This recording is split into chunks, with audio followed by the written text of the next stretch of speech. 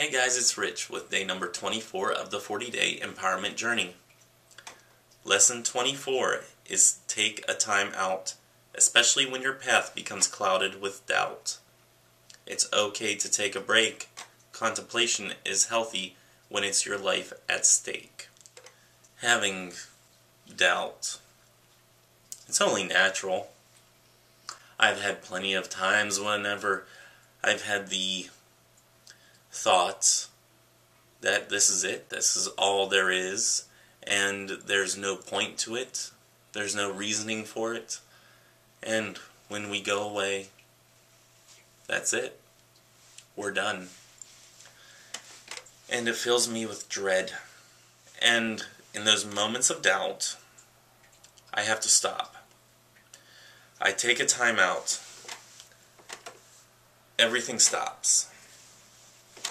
Within my practice, everything stops. It's not just one thing here or one thing there. Everything in my practice stops. And I have to assess everything. Being an earth type, I'm noticing more and more that I'm very grounded. That I have to nitpick, and I have to decide what is all true for me and what is the truth. Especially being a Capricorn, I have to be right, and whenever it comes to our practices, it's very hard for me to realize and reiterate to myself that there is no right or wrong. Something I've struggled with, especially coming to a pagan-ish path. It's not easy.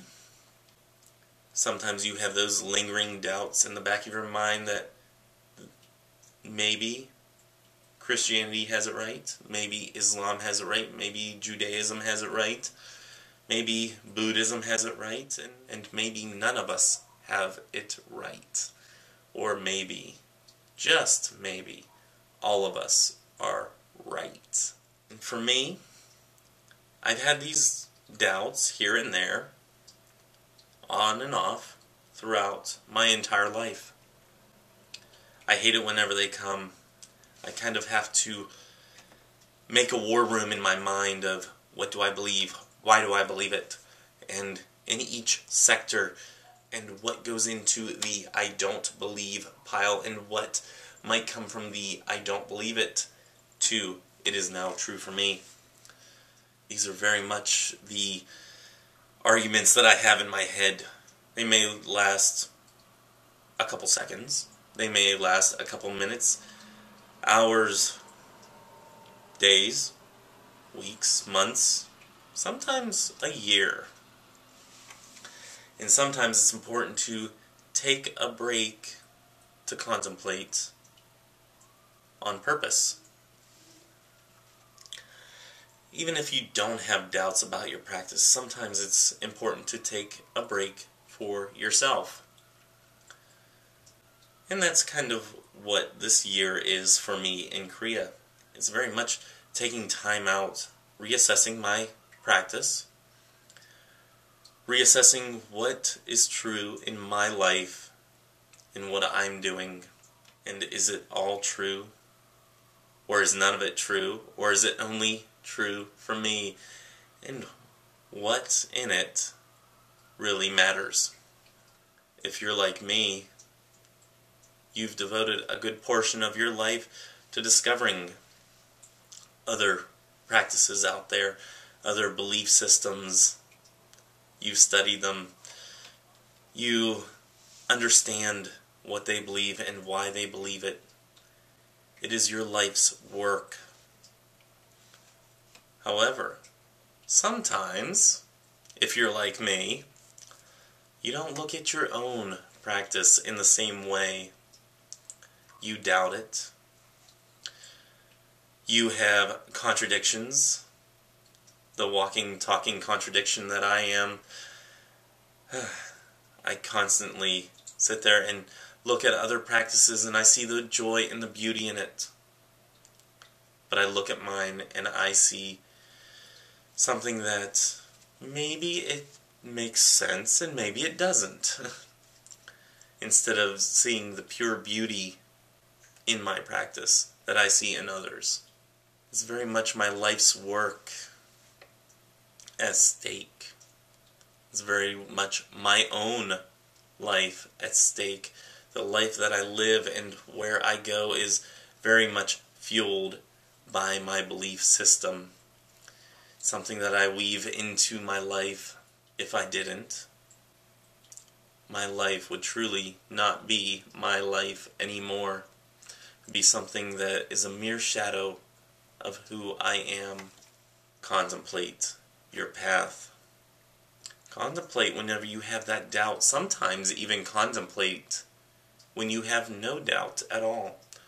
Whenever you just want to reassess things. I'm doing that this year in Korea. From November to November, while I'm on this tour in Korea, it's very much sitting and contemplating what in my practice holds water for me. Do I see the beauty in it? Do I see joy in it? Is it something that is true, at very least for me? And if it is not true for me, why not? And if it is true for me, why? I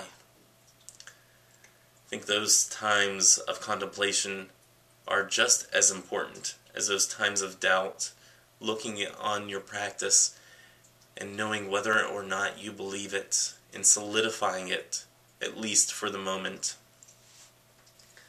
Those can be very important moments in your life because after all, your life is at stake. And with this, I don't want to leave it with a scary doom and gloom outlook. This is a very healthy thing to do. Find the joy, find the beauty in your own practice. Confront the doubt.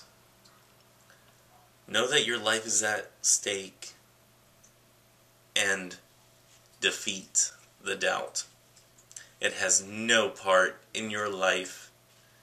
And you should feel even more empowered after defeating that doubt to take on the rest of the world, to tell the world what you believe, what you think, and what you feel, and very much make it part of your life, to weave it in and out of your life,